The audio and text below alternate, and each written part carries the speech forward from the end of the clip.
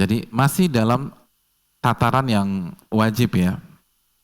Jadi yang wajib amalan hati, lalu amalan-amalan zahir yang wajib, terus yang ketiga tinggalkan yang haram. Karena yang haram itu wajib ditinggalkan, kan gitu aja. Yang haram itu wajib ditinggalkan. Tinggalkan yang haram. Jangan ghibah, jangan maksiat, jangan bohong. Dan kita sudah jelaskan, man lam yada qaula zur falaysa lillahi hajatun fi an yada ta'amahu wa syaraba. Barang siapa yang tidak meninggalkan ucapan dusta atau perbuatan dusta atau maksiat, Allah nggak butuh dengan puasanya saat dia meninggalkan makan dan minumnya. Dan Al-Imam Ibn Abdul Bar menjelaskan maksudnya sah tapi amalannya nggak diterima sama Allah. Sah nggak ada pahala sama sekali. Masuk ke dalam hadits rubba shaimin hadzuhu min siyamihil ju'u wal atash. Betapa banyak orang yang puasa, ganjaran dari puasanya hanya lapar dan dahaga. Kan apa? Dan itu sudah kita jelaskan di pertemuan yang lalu. Nah pertanyaannya, cara yang terbaik untuk tidak maksiat itu apa sih? Ramadan mengajarkan kepada kita. Antum masih ingat hadis Bukhari Muslim?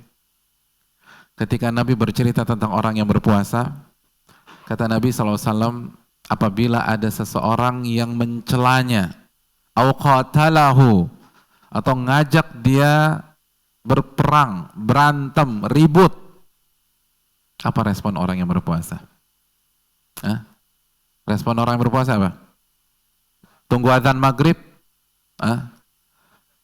Respon orang berpuasa, antum diajak ribut sama orang, apa responnya? Inni shaim, inni shaim. Aku sedang puasa. Aku sedang puasa. Apa maknanya? Dijelaskan Imam Nawawi rahimahullah. Nabi sebutkan inni shaim, inni shaim. 2 kali, saya lagi puasa. Saya lagi puasa. Maknanya yang pertama ditujukan kepada orang yang mencela atau mengajak berantem kita. Kita diajak ribut, kita katakan mohon maaf saya lagi puasa. Agar apa? Agar kondisi lebih kondusif. Gitu loh. Antum ditunjuk-tunjuk orang, antum bilang mohon maaf saya lagi puasa, itu akan lebih kondusif daripada antum ditunjuk, antum balas dengan nunjuk juga gitu loh. Ditunjuk-tunjuk, antum nunjuk lagi, apalagi pakai jempol, kalah dia kan, tersinggung, marah, akhirnya ribut beneran gitu loh. Jadi hadirin yang dirahmati oleh Allah Subhanahu Wa Taala, itu nggak kondusif. Tapi kalau mohon maaf saya lagi puasa, antum dicaci maki orang, antum caci maki balik, itu akan ribut beneran. Tapi kalau antum menetralisir, enggak. Yang kedua, ini menarik sekali. Kata Imam Nawawi, inni shaim yang sering kita dengar dari SD itu ternyata juga harus kita tujukan ke diri kita. Jadi ini bicara sama diri sendiri, inni shaim, denger loh ya, kita ini lagi puasa. Jangan lupa nih, kita lagi puasa. Jangan terpancing. Jangan terpancing. Jangan terprovokasi. Jadi cara menanggulangi maksiat yang paling ampuh adalah dengan beribadah kepada Allah Subhanahu Wa Taala dan mengingatkan diri ini bahwa kita sedang beribadah. Ini paling ampuh. Dan kalau orang sudah bisa menjalankan hadis ini, maka dia akan lebih enak. Dia akan lebih mudah meninggalkan dosa atau maksiat di kesempatan-kesempatan yang lain. Karena kalau dia bisa nahan dirinya saat dia diprovokasi, apalagi kalau nggak diprovokasi. Ini kan diprovokasi dalam hadis ini. Diajak ribut, ditunjuk-tunjuk, dicaci maki. Ini kan awalnya kita nggak pengen cari masalah. Tapi ini ada orang nyerang kita. Kalau kita bisa mengontrol diri kita dalam kondisi itu, apalagi dalam kondisi normal. Ingetin kita lagi puasa. Ingetin kita lagi puasa. Ini penting. Jadi ingatkan diri kita, kita lagi ibadah loh. Karena ibadah ini yang akan mengkat kita dari maksiat. Mengkat kita dari emosi, dari nafsu. Kalau ngikutin nafsu kan kita hajar aja nih orang. Tapi ketika kita, iya gue lagi puasa, saya lagi puasa, nggak cocok, nggak pantas.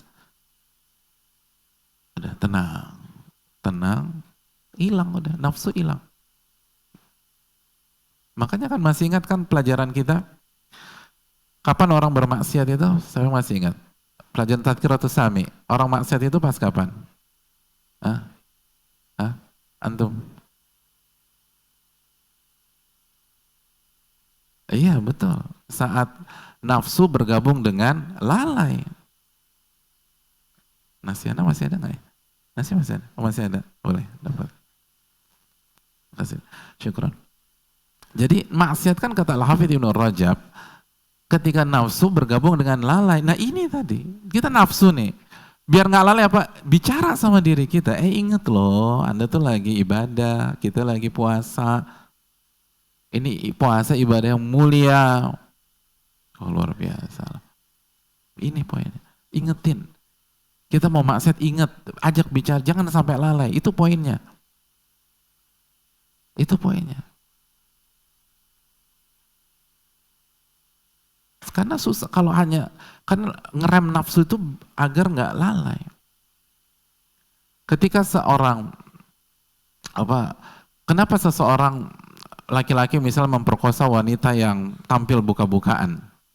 Karena yang pertama nafsu, yang kedua lalai, itu aja. Kalau dihilangkan nafsunya susah gitu loh. Antum bisa hilangkan nafsu antum ke wanita, nggak normal nanti antum. Nafsu kita ada sama wanita, tapi harus di backup dengan jangan sampai lalai. Itu yang lalai itu yang blunder total. Dan cara biar nggak lalai, ibadah. Ibadah. Ibadah, ibadah, dan ingatkan diri kita untuk ibadah. Makanya ketika Allah mengatakan betapa dewasanya, matangnya, dan tenangnya ibadur rahman dalam surat Al-Furqan ayat berapa? 63 ya. Wa ibadur rahmanil ladzina yamshu 'alal ardi hauna wa idza khatabahumul jahiluna qalu salama. Dan hamba-hamba Rahman yang berjalan di atas permukaan bumi dengan ketawaduan, dengan rendah hati. Dan apabila diajak bicara oleh orang-orang bodoh dengan kalimat-kalimat bodoh, sikap-sikap yang bodoh, apa kata mereka? Qalu salama. Mereka jawab dengan hal yang baik, yang positif. Diajak ribut, itu tadi, inni shaim, inni shaim. Diajak berantem, dicaci maki, dibully, disindir, direndahkan, qalu salama. Dia ucapkan kata-kata yang baik. Antum tahu penjelasan Al-Imam Ibnu Rajab dalam ayat ini? Kata beliau, kunci bisa tetap tenang dan tidak lalai walaupun udah diserang dan diprovokasi. Kata Al-Imam Ibnu Rajab secara makna, kuncinya ada di ayat berikutnya. Apa ayat berikutnya? Siapa yang tahu ayat berikutnya? Walladzina yabituna li rabbihim sujjada wa qiyama. Masih ada? Masih ada. Tinggal berapa lagi nasi anak? Oh ini terakhir. Udah. Anda nggak punya nasi lagi. Terakhir kasih buat beliau. Yaitu orang-orang yang di waktu malam yabitun. Mereka menghabiskan malam-malam mereka dengan sujud dan qiyamul lail kepada Allah Subhanahu wa taala. Itu tuh.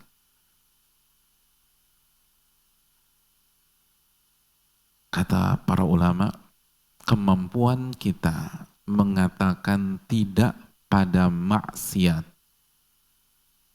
kemampuan kita menceraikan antara nafsu dan kelalaian, itu tergantung ibadah kita di waktu malam. Atau salah satu faktornya ibadah kita di waktu malam. Coba nih antum introspeksi. Kalau waktu malam antum kuat, isinya ibadah, zikir, itu siang tuh akan gampang ngerem. Ibadah yang bisa ngerem itu kelalaian dan nafsu, itu ibadah. Jadi udah jelas, kalau malam udah clubbing, udah hangout, udah mabok, udah jelas sudah, nggak bisa deh. Ini ayatnya.